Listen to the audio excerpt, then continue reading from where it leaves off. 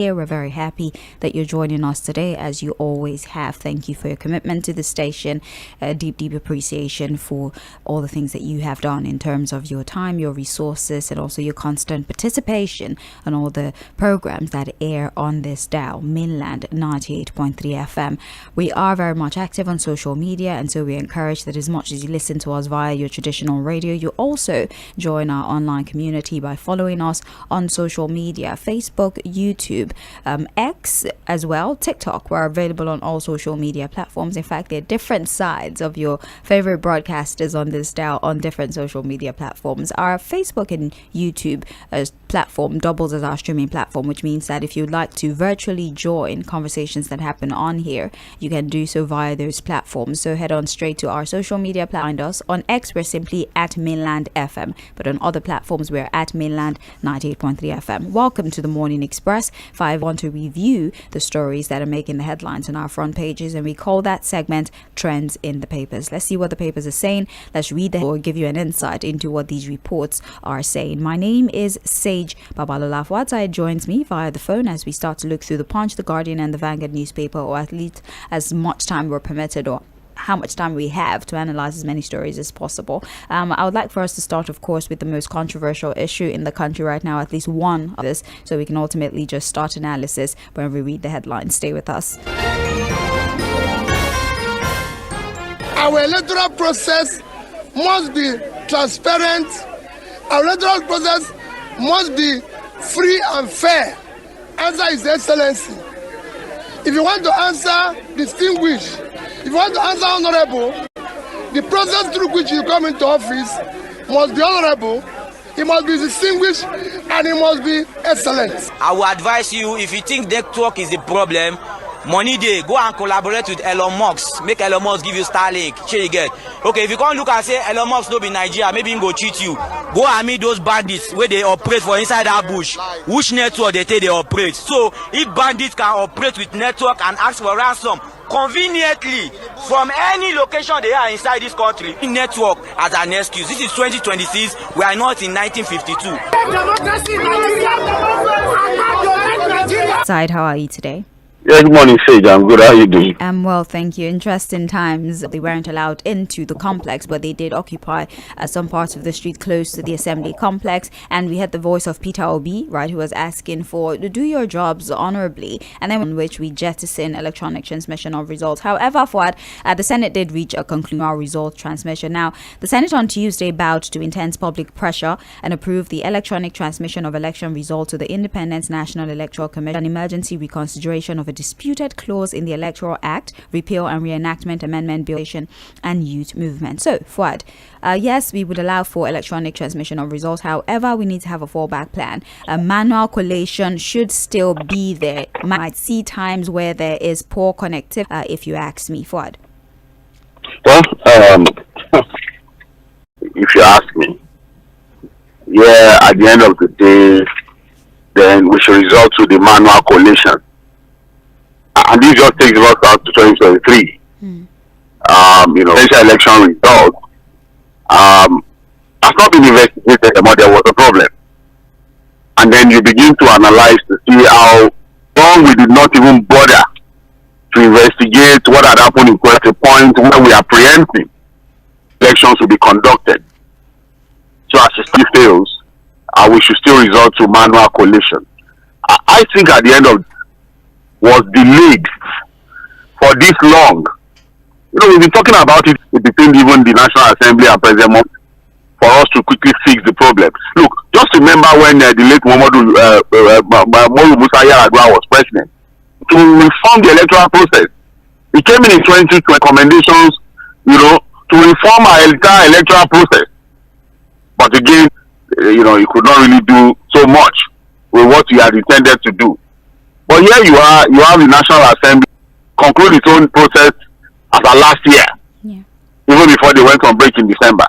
The Senate faffed around with it, and now look at what we have. We are barely how many months to the election of the Electoral Act that was almost like the most contentious. Is now what we have not really been able to do. So at the end of the day, we'll see how the elections will be conducted. The reality is that, look, the political parties will have to do a lot of work. Most of these elections, as we already know, will be decided by the court. That look, a serious National Assembly would have considered. But if you look at it, apart from even this transmission of results, all the other things, elections, when political parties are supposed to send the names of their candidates, if you understand, but the real ones are there. For example, the idea. So you also had issues about the appointment of INEC security operatives. Yeah, they don't. Around the electoral process that was not touched. Doubt if anything is going to change. We've had our say, they've had their way as usual, with the consequence of having an electoral process every 4 years that continues to produce the worst of us to rule the rest of us. System of government in the country. So it's just the reality of stage. If you check, and they are running against time. So before the NC harmonization committee now sits, do the harmonization before it's now transmitted to the presidency for assent, I'm only hoping that the presidency will not even return this bill to the National Assembly. And then why are we preempting something that we could have fixed a long time ago? Babio actually said that he's quite certain the president would assent before the end of the month. Those are the comments attributed to him. So, as you've said, let's hope that the president doesn't see it and say, "Well, I don't like section this and that of the bill. Go and fix it." And before the fixing happens, it's already 3 months down the line. The harmonization. We're still looking at the Punch newspaper. We have here: U.S. deploys 200 troops to Nigeria. The United States by the Wall Street Journal on Tuesday, an American military terrorist attack. The report says troops were expected to strengthen Nigeria's counterterrorism capacity through training and operational support. It added that the newly deployed personnel are targets for military strikes. U.S. advisors who had met with the president a few weeks, training our own local officers, intelligence gathering, intelligence sharing, logistics, and all the other things that they would require to help them up their game or give them an advantage over these terrorists who are wreaking havoc in the country. Is this an expectation that we should be excited about, or a collaboration that you think would one way or the other help stem the tide of violence that we see rising in the country? Let's problem of insurgency, mass killings, mass abductions that we are faced with. This is probably the worst we've ever had between security in the history of the country. Apart from maybe it will be the time where we had a civil war situation. But what we have now, for me, comes as the worst we've ever had when it comes to insecurity in the country. So the U.S. collaboration is a welcome development. Again, from the report, it's going to be more of training, advisory, and intelligence gathering, right? Yes. So you see that a larger part of the job is still with us. So, because again, I've said it and I'll repeat it again, all the things that comes with this collaboration. But again, we are done. But again, the larger part of the job will still have to be done by our own troops, by the Nigerian government that we are faced with. So, our fingers crossed and hope for the best. Mainland 98.3 FM trends in the papers with stories as we read them out from the papers. Punch is what we're still reviewing. We have another story here, rather... it's not a very exciting report. Nigeria sleeps in global ranking, joins 38 most corrupt Tuesday by Transparency International, scoring 26 out of a possible 100. The ranking marked 26. No explanation was provided for the unchanged score. With this position, Nigeria is listed among the 38 most corrupt countries globally, sharing the 142nd spot with Cameroon, Guinea, Kyrgyzstan, Guatemala, and Papua New Guinea. Across Africa, Seychelles emerged as the best performing country with a score of 68, followed by Cabo Verde, Botswana, and Rwanda. Other countries ranked ahead of Nigeria included Mauritius, Namibia, Senegal, Ghana, South Africa, Tanzania, Morocco, Tunisia, Kenya, and in their performances, right? Because I wanted Nigerians to get a picture of the classification or the class that Nigeria falls in. We're rather close to countries that are currently having the worst time of their life. There are even some of these countries that are not necessarily practicing democracy, honestly, leave, so to speak. They're performing well. They're about 58 on the score. And well, we've fallen further down the rabbit hole, basically. From 140, we're now 142. Although our score has not changed, we're still at 26 in terms of score. But on the table, we're 142 out of 182, Fuad. Well, it's what it is, Sage. Transparency International, Corruption Index, ranking of nations. I think as at the last time we're 140. Yeah. Number one things and rankings and the observations of how we conduct ourselves when it comes to corruption. We are further down the rabbit hole, down to disagreement amongst us. But I don't think Transparency International needs to come and tell us how corrupt we are as a people. I know, but you can't believe Transparency International. You have to believe me. Nigeria is I'm just saying that we don't really need Transparency International to tell us. No, Fuad, you don't understand what I'm telling you. Why do we believe Transparency International? You should take the facts from me. Well, people that we have a lot of people that need help. They might not know that because if you cannot believe Transparency International when it comes to ratings and rankings, and there must be something wrong with you. But I'm not going to really feast on that. We know what we are. We know who we are. We know how problematic the issue of corruption is. You know what I'm saying? Yeah. The sad part of the corruption conversation not clearly explain their source of wealth. Right? We give them high tables. We give them chieftaincy title. We know. Look at the story of one boy that has just been revealed by an investigative journalism platform, Norwegian. But look at where all the pictures of the guy. He even took a picture with the IGP of police. Sage. And this was basically a guy that was just defrauding people. But once he was able to get that illicit money, he sat down with the high and mighty in the country. Part of it all is that when you now question the source of wealth of people like that, when he was able to say, Nigerians don't dislike corruption. They only dislike the corruption they are not benefiting. It's grace now. You see civil servants celebrating birthdays, celebrating burial ceremonies, spending dollars. I'm not even talking about politicians now. Civil servants. The kinds of parties they throw, the kinds of monies available to them, the kinds of properties they acquire. Not to talk of our politicians. Sage. I'm telling you, if me or my Yamotoni, they borrow them vehicles last week campaign. I'm talking of facts, so I'm not making up things. So there are some of them we know that as at the time they were campaigning, people had to even borrow them vehicles. Onimoto, they child of a campaign or not anything. We thank God, we celebrate it. If it's a Muslim, I follow you. Baba Dini, Baba Ginikon. You understand? If it's in the church, they turn him to, they have a special seat reserved for him. We begin to celebrate him. Schools will give him awards. Have you not noticed? Honorary degree, only given to people like that. Yes, now, you know that the honorary degrees have become worthless now. Because it's become as if you just honor them. So that's who we are. It's not a Transparency International thing. It is who we are. It is what we have accepted as a national policy, unfortunately. So I'm not. When I saw the report, it didn't come to me as a surprise. It's not a surprise for us, but it's really sad. It's honestly very sad on these lists. It's very sad. Why can't we be on the list of countries, country with the best prospects, economic prospect, the best for tourism, something, anything? It's always corruption and insecurity, and I don't like the fact that we're on the countries that had a positive turnaround at a particular time. Maybe countries that have been performing very poorly, countries too who are dealt with infrastructure issues, countries that dealt with corruption issues, misgovernance, and then suddenly they had a turnaround and things are shaping up for them. It also takes a leader. It takes leadership. Naturally, people don't want to behave properly with it. Yeah. It's just the nature of human being. Yeah. But what leadership? That's why it's called leadership. You take the lead, others follow. So when you see people gaslighting Nigerians, the average Nigerian is corrupt. The average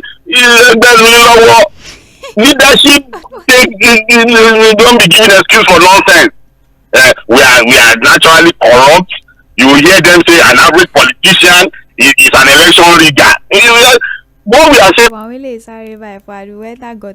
That's the problem. But when the leadership shows seriousness, when the leadership shows good commitment to solving problems, when you begin to see leaders táwọn go fúnra wọn pé no, zero tolerance to corruption, and they don't just say they act it, you will be forced to follow. So the idea of thinking that everybody is corrupt is a useless way of thinking. There are people who have told Nigerians to vote for them because they have what it takes to fix the problem. Part of it they say we fix corruption. But when it comes to corruption, they are number one on the list. We see it, we know it. I think it was one of the senators that said it, or one of these politicians, that look at the audacity of saying you want to fight corruption from the altar of corruption itself. And don't fight corruption, corruption. How do you do that? Well, that is the Punch report. And Sage, just a minute. Yeah. With this level of corruption, with this kind of ranking, and somebody has said it, one of the ways to know that a country is not even fighting corruption at all is when you begin to check the number of people that have been convicted for corruption cases, and you can't find politicians on that list. Right. Or the ones that are convicted enjoy pardons or leniency. So where is the corruption that we are fighting? The only people that EFCC continue to convict are maybe one or two people from the corporate world or Yahoo boys. Since we found an ICPC, we have anti-fraud unit in the police. From the PCCP, all the CCTV, not safe. CCTV, now What are we doing? Stressing me out this morning. It's actually quite. It's sad. But let's hope that they fix this. I just really hope that the response to this is not a lengthy statement about how there's a misrepresentation of the realities in Nigeria. They should just just say something reasonable. The response to reports like this should not ultimately just be a straight up denial. I think that sometimes acknowledging that there can be some sort of rot in this based on antecedents. So we're going to move away from that story now. We're looking says that states paid 455 according to Federation Account Allocation Committee figures released by the National Bureau of Statistics and obtained and analyzed by the Punch. The year-on-year comparison indicates that the subnational government foreign debt deduction rose by 93.30 billion naira, representing a 25.77% increase in 2025 over the prior year. In plain terms, states collectively lost a larger share of their FAC inflow to external loan repayment and related obligations in 2025 than in 2024. Tightening the fiscal space curve, total foreign debt service across the 36 states stood at 40.09 billion in January, easing to 39.10 billion in February, a month-on-month drop of 994.96 million or 2.48%. I'll just stop there so that we're not overwhelmed with the figures. And the Punch has actually said it, that in plain terms, it just means that the bulk of the FAC allocations that these governors or the subnational they're using it to pay foreign debts. That's what they're using their monies to do majorly. So states generate money and pay a part of it. It's abnormal now. If you don't do what it is, an abnormal situation. But now there's the federal that is paid, and then even the money. The problem of how viable our states are goes to the states. Again, if you understand that, look, you see, it's not just to make some of these states when they are big. Oh yeah. Because again, we might be having this report in naira terms, but these loans bring any additional money. You see, it's not because there are infrastructural gaps that you might not have immediate revenue to quickly fix. Yeah. So you might just go borrowing. And once you borrow, you fix the project, it's stopped. It's okay. But let us ask ourselves this. With this level of borrowing, because one of the things we are used to talking about when it comes to financial situation of maybe at the central government or the subnational level is that there are borrowing, we are establishing debt level of borrowing. Where are the hospitals? Where are the schools? How has this level of borrowing impact? So we have a situation where the federal government is on a reckless borrowing spree. The states, they will always follow the lead. All of the states, even Lagos, every Lagos state. Yeah, their borrowing is the most substantial, but so is their IGR as well. Is there anything on ground to even justify where we are? You see, I talk about Lagos State, and sometimes I want to get a bit emotional, so I drop it that I should not even say on radio. But let us even leave Lagos. Go to Ogun, go to Oyo, go around Nigeria and ask yourself, what has changed? What has improved? Considering the level of borrowing we have in the country, more money and every other thing. Poverty stares you in the face. All across.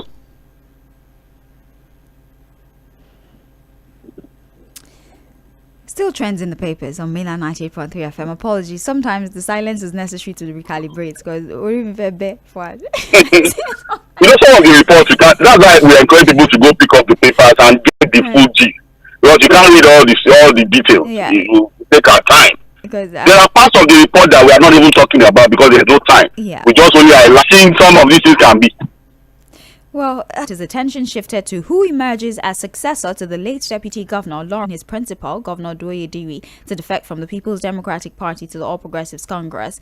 Lawrence died on December where he hailed from, or the existing zoning arrangement with Bayelsa West Senatorial District should prevail. Stakeholders argue that fairness demanded that Sagbama produce the replacement to complete the tenure. One of the stakeholders, Ayebakuro Igbeta, said Sagbama Constituency 1 should be allowed to complete the term, given that Lawrence was from the area, but others insist that zoning and broader see, I read the story this morning to the APC from the PDP, but he's dead now. He died in December, so he needs to be replaced. He's from Sagbama, as you are getting from the report.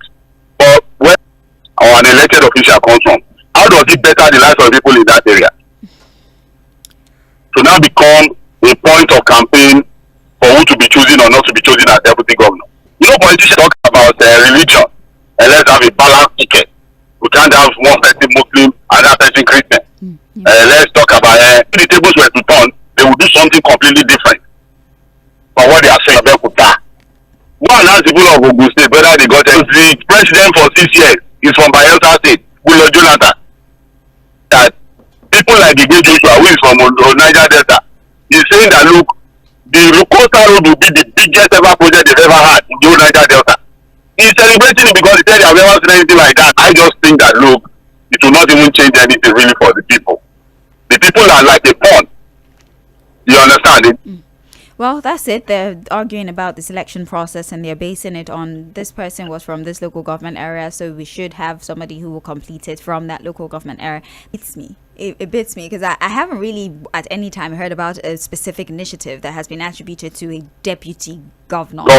Honestly, so maybe they just do underground work and they just allow the governor to take the credit, perhaps. Oh, really? Okay. I just ask me questions. They do the underground work, allow the government to take it. Perhaps we don't know. Maybe they just they don't want to shine more than the master. Says. Well, that's Let's go further. We have Wike Fubara call throughs after Tinubu's move. River State political tension eased on Tuesday as final mediation by President Bola Tinubu. Wike, speaking shortly after inspecting infrastructure projects in Abuja, said the intervention by the president will be by the grace of God. This will be the last time I have told the assembly to obey Mr. President, which I know the state. If there seems to be a problem between the legislature and the governor, as a father, he really has to intervene, Wike stated. I think yesterday we saw last time we would ever need the president to mediate. I've spoken to the state assembly. They would act accordingly. This will probably, please. My brain is not working. I don't get it. Oh my goodness. It should be a developed river state, right? Yes. So a level of development. Governance. Maybe not development, but at least you begin to feel governance in reality. Because over the last 2 to 3 years, there have been no governance. So it's been a big problem, if you ask me.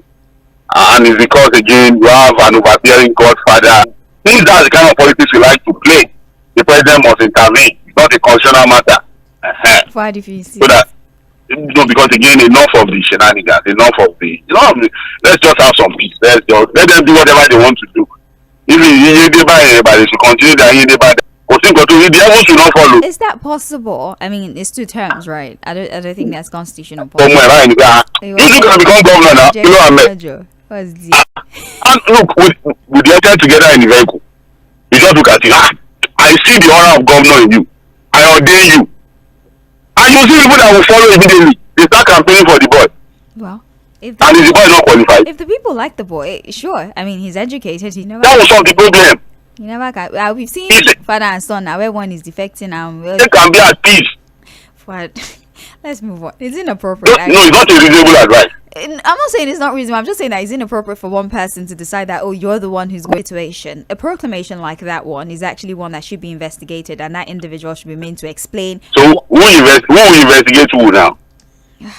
Is a heavy question. I cannot give an answer. Sorry But about do you think that if eventually Wike chooses his son to succeed for Fubara, and they go to Aso Rock to sign the agreement, and they seal it, that dance will continue for the whole of River State?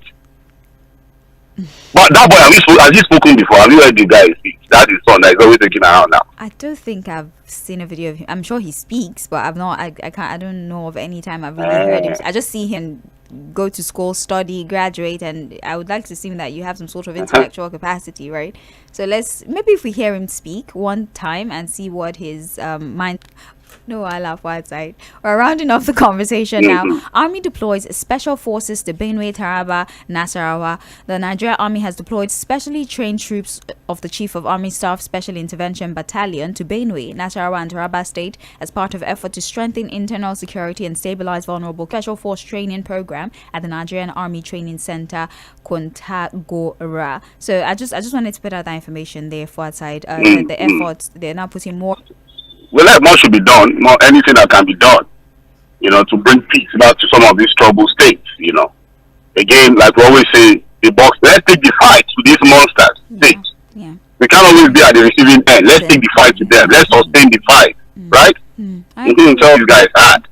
I'm sure we'll be able to conquer them. So far, we have the political will to do it. Continue to just stay back. They attack and we react. That cannot solve the problem. Because we're not doing very well in repaying of the force who have lost their lives in this extremely senseless violence. Those who have to die to protect others is the reality of Nigeria. As we round off, let's look at the Guardian newspaper. This report here: Ukraine war. Russia denies recruiting Nigerians. Andrew Podeslekshev, Russian ambassador to the nation, which alleged that Africans from Nigeria, Ghana, Kenya, and Uganda were lured to Russia under the pretext of civilian employment, including roles as drivers and security guards, according to the completion of service. However, the investigation claimed that upon arrival in Russia, without counsel or translation, while others said their passports were seized, leaving them unable to leave the country. For last year, we actually had this information. I think it was a girl or a woman rather who had said that. I think her brother or her husband, I can't remember this was, I'm afraid, and what have you. That conversation didn't go very far. It sort of just faded away, and now it's back. But we do have Russians can continue to deny these things, deny these allegations, but deceitful recruitment of people into their armed forces. They are overstretched 4 years down the line, and they have not really been able to have any significant victory, really. So they've just been killing people and destroying things. Because Russia is almost like a semi-closed state, you don't even have enough data to show the level of casualty from the Russian side, number of soldiers that have died. It is not enough to deny something that seems to show that where there's enough evidence on offers to go travel to some countries without you understanding what you're going there for. How do you sign a country translate or use a Google reader to translate what is written in the agreement? What you sign. Because I saw the report, and in fact they interviewed some of these guys who said, look, that was not what he told us. Unless those ones are lying. Wow. We have to close the conversation here. We're due for a break. We'll take